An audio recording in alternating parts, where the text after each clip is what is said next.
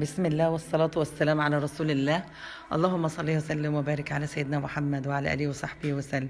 ازيكم يا حبايبي؟ عاملين ايه؟ جمعة مباركة عليكم يا رب. النهارده ايه رأيكم يا حبايبي؟ هنعمل محشي برضه، عملناه قبل كده وهنعمل مرة واثنين وثلاثة، وفي رمضان هنعمل كتير ان شاء الله. معانا الفيديو الجميل ده يعجبكم النهارده. جميل. هنعمل محشي مع بعض اهوت. اهو دي البصلة يا حبيبتي حمرناها اهوت، بقرن فلفل رومي وبصلة شكشكناها كده وحمرناها، بس هي التليفون بيغمق الحاجة شوية. ونزلنا عليها بالطماطم اهي يا حبيبتي، زي ما انتم شايفين كده يا بناتي يا حبايبي، عشان تعرفوا طريقة التسبيكة بتاعة المحشي. قرن فلفل، يعني بتعملي في الكبة بصلة كبيرة او بصلتين وقرن فلفل رومي، وتضربهم في الكبة وتقومي محمراهم في حبة زيت محترمين. وبتعملي طماطم سميكة، يعني شفشق كده او يعني قيمة كيلو وربع طماطم او كيلو ونص للكرنباية. وبتقومي يا حبيبتي مسبكة تسبيك جامد، وحاطة ورق لورا بقى وفلفل وكمون وكزبرة ناشفة وشطة وحاجات بقى زي المحشي الجميل ده. ماشي يا حبايبي؟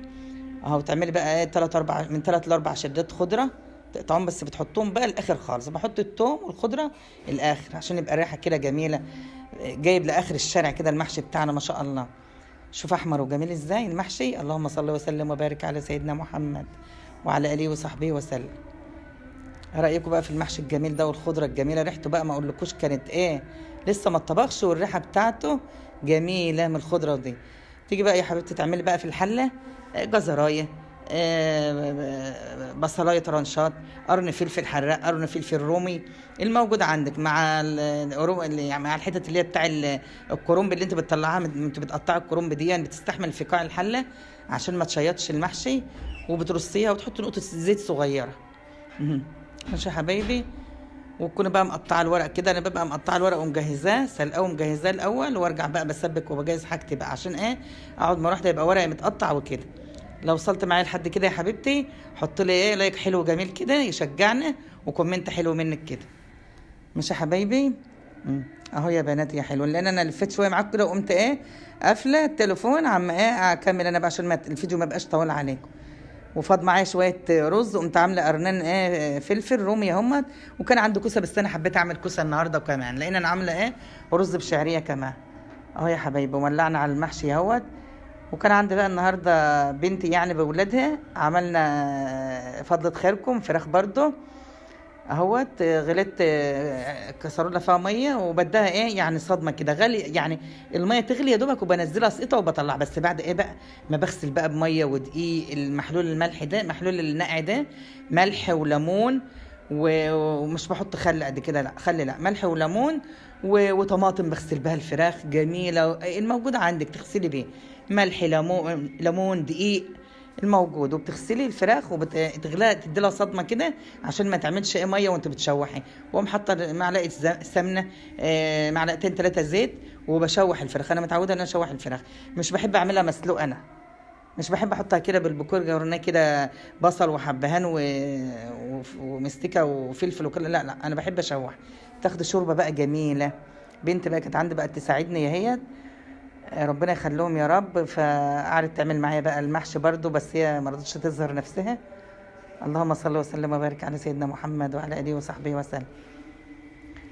لما بتجيلي بقى بتشتغل بتعمل معايا، ربنا يصلح حالها يا رب. وبتكون غاليه ميه بقى بتشوحها حلو، بتكون غاليه الميه، بتزودي الشوربه بتاعتها بقى ميه مغليه بتغلي على طول، لا بتطلع ريمه ولا بتبقى لها ريحه زفره ولا اي حاجه، ما شاء الله بتبقى الشوربه جميل.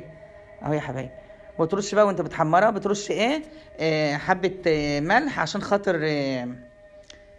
الزيت ما يطرقعش كده وانت بتحمري الفراخ. ماشي يا حبايبي؟ تدي شوربه جميله جميله قوي. وزودناها برضو كمان، لان انا كنت مسخنه ميه في البراد فكانت قليله، زودت شويه تاني مره. تعمل شوربه جميله. ده هو التليفون ظالمها بصراحه، ده هي شوربتها جميله قوي.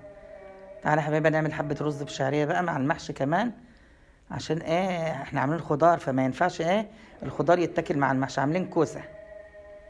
هنحمر الشعريه اهوت.